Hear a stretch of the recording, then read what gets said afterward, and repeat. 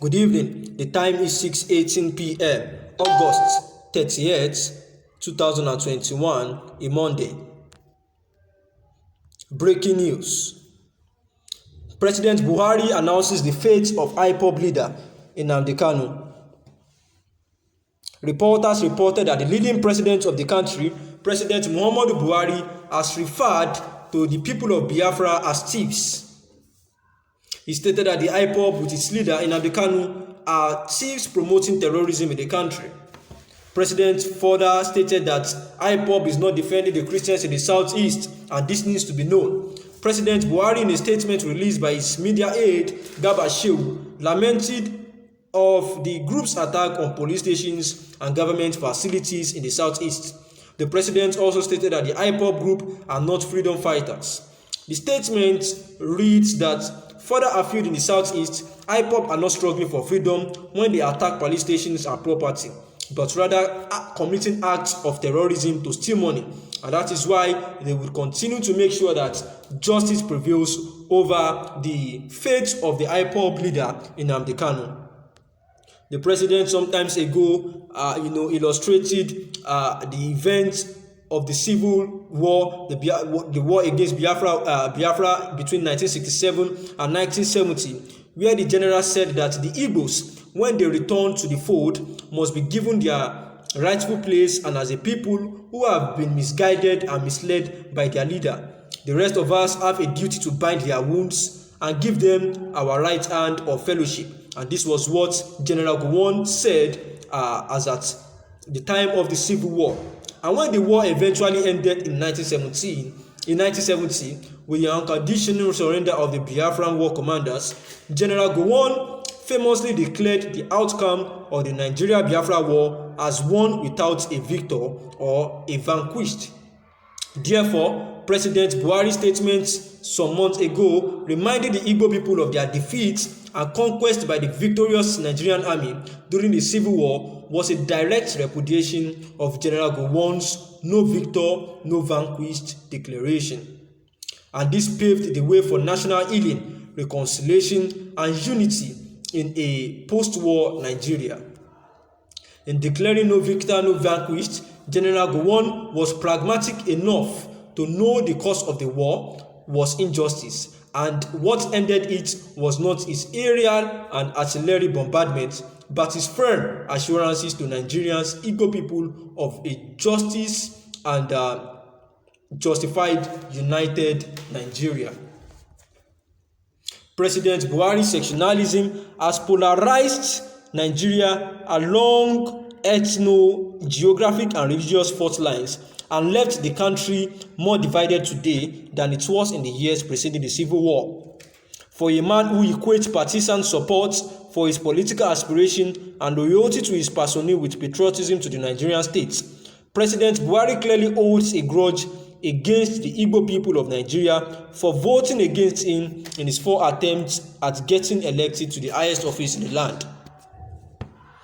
And neither Twitter nor those condemning President Buhari's condemnable statements are responsible for the renewed Biafra secessionist agitation half a century after the end of the Civil War in 1970. Instead, President Buhari, 97% and 5% political miscalculation, which has seen him elevate sectionalism to a near-state policy and consequent marginalization of the Igbo people of Nigeria, is directly responsible for the resurrection of the spirit, body, and soul of Biafra in the form of Nnamdi Kanu's IPOB 51 years after. Nnamdi Kanu and his IPOB are side effects of President Buhari's 97% and 5% political experimentation which gone wrong. We therefore note that in addition to the heightened marginalization of Indigo in Buhari's Nigeria regime, to the extent of their exclusion from the kitchen cabinet of the president and top leadership of any of the country's security agencies, President Buhari's elevation of sectionalism to a state policy has severely undermined its responsibility of securing the lives and properties of Nigerians in raging cattle war in Nigeria. The failure of President Buhari to effectively contain the violent activity of killer herdsmen, which has left many communities ravaged and pillaged, and bring perpetrators to justice, has increasingly diminished the legitimacy of the Nigerian state, leaving Nigerians no choice but to resort to self-help.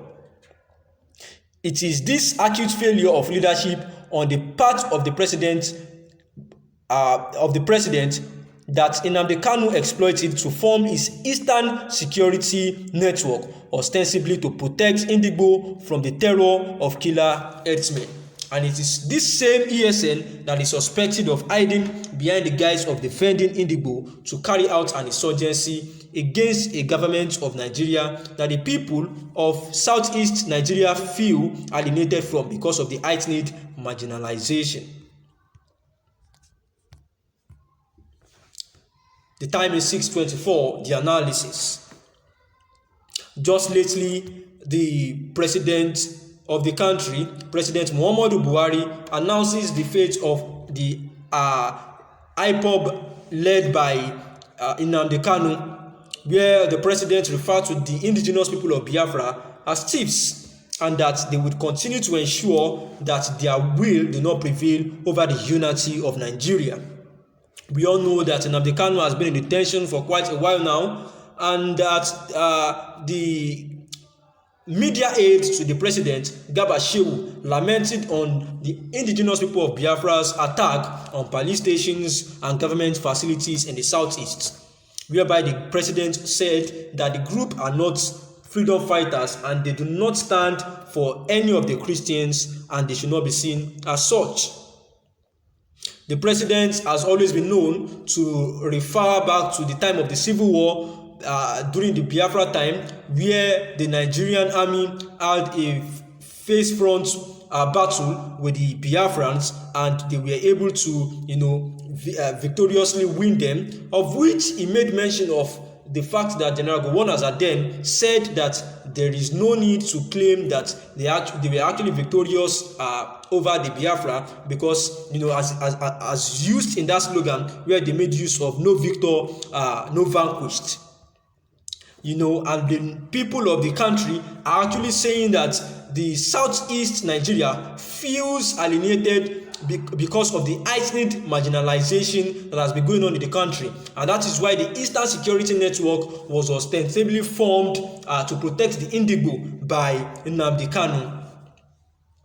President Buhari has failed to realize that the level of injustice, inequity, marginalization, and exclusion that triggered a chain of reactions resulting in a coup in January 1966, a counter coup in the July of the same year, pogroms against Igbo living in the northern Nigeria, and finally a civil war in 1967, the IPOB once said. And rather than address these issues, the presidency are posing an existential threat to the Nigerian nation, where President Buhari's strategy seems to be a reenactment of the 1967 to 1970 Civil War episode. However, what President Buhari does not realize is that unlike 1967, when the rest of Nigeria united to wage a war of reunification against the rebel Biafra Republic, there is no such a united Nigeria in 2021 to fight a second Biafra war, where it will have the opportunity to treat the Igbo people in the language they understand, which was part of the words that the secessionists and agitators have actually held on to when Buhari actually said in a time that he would treat the secessionists in the language that they understand. The time is 6:27 p.m. Good evening.